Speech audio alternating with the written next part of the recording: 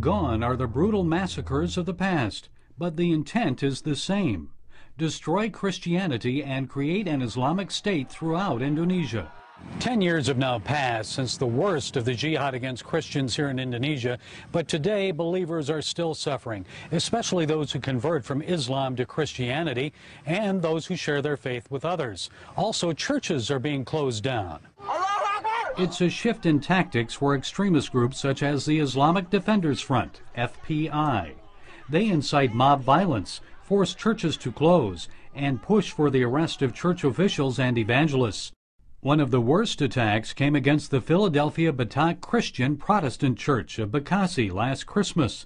A mob similar to this one gathered at the local mosque and then tried to prevent the Christians from meeting at their newly built church. Pastor Palti says the mob grew to about 1,500. Some threw stones and were shouting, "Allahu Akbar, God is great." Others were calling us kafirs, infidels, and pigs, and yelling obscenities. Some carried sticks and others shouted, "Burn the church, close it down." Local officials closed the church last January. Since then, Christians have worshipped outside every Sunday in front of the church gate. Angry Muslims placed cow manure, broken glass, and dead rats in the street the night before in hopes of deterring worship attendance. The Indonesian Constitution guarantees religious liberty, but Christians say they experience less freedom than the Muslim majority. Mosques are being built, but few new churches are allowed for a growing Christian population. And what about former Muslims who embrace Christianity in the world's most populous Muslim nation? Just ask Ramat, Lydia, and Cornelius. We're hiding their identities because each has suffered persecution at the hands of family members or government officials. Ramat came to Christ while in prison. After a Bible was discovered in his prison cell, Ramat says he was tortured, forced to stand naked in the prison yard and salute the Indonesian flag while balancing a Bible on his head. When the Bible fell, he was tortured again, and a page of the Bible was shoved into his mouth. Ramat says he was then sent without clothes to a small isolation cell, where he had to endure mosquito bites and frigid temperatures. I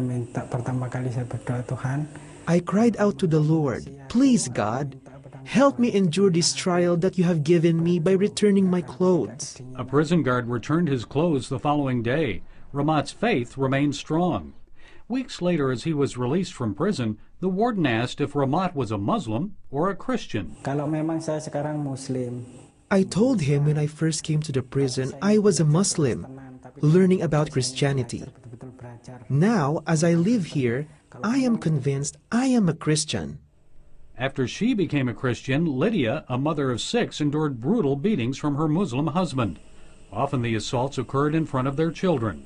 One Sunday, after Lydia's husband discovered she had attended church, he approached her with his lit cigarette. He told me, "Your religion will take you to hell, so you will feel the fire. How about you feel this?" Lydia's husband then pulled her head back and flicked a hot ash into her right eye. Attacks like this continued, and her husband eventually forced her and the children out of the house. The Voice of the Martyrs Australia helped Lydia find housing and provided her with seed money to start a business. Muslim family members also kicked Cornelius out of his house when they discovered he had become a Christian. He says he escaped death when his cousin attempted to run him over with a motorcycle. I later called my cousin on the phone and said, "I forgive you for trying to kill me." He said I was an infidel, and he told me to never phone him again. Cornelius is now sharing his faith with others and often shows the Jesus film to Muslim teens. These new believers and the Indonesian church continue to grow in faith and scope, despite the militant attempts to destroy the movement. Before we had this problem, believers seldom came to church. But when the persecution came, they got incentive to come to church and pray and gather together in unity. My congregation has a commitment to keep doing the service because the church is not a building. The church is the believers. And they're asking God and government to create a more tolerant society, one where they're better protected from extremist violence. Meantime, they'll continue to gather in apartments, small house churches, and even in the streets, wherever they can, despite the risks. Gary Lane, CBN News, Jakarta.